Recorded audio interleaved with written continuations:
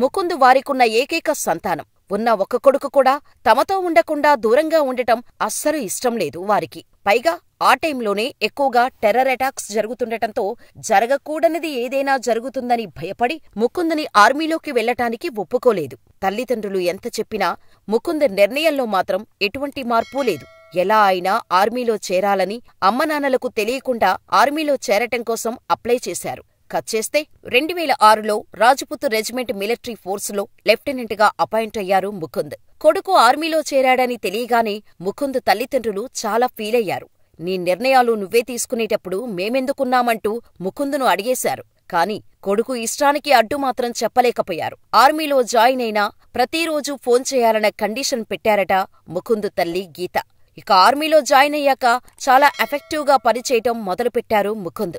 ఈయన పనితనం చూసిన ఆఫీసర్స్ ఆర్మీలో చేరిన 2 ఏళ్లకే ముకుంద్ను కెప్టెన్ గా ప్రమోట్ చేశారు. ఇదిలా ఉండగానే కాలేజీలో తాను ప్రేమించిన ఇందూని పెద్దలను ఒప్పించి ఆగస్టు 28, 2009న పెళ్లి చేసుకున్నారు.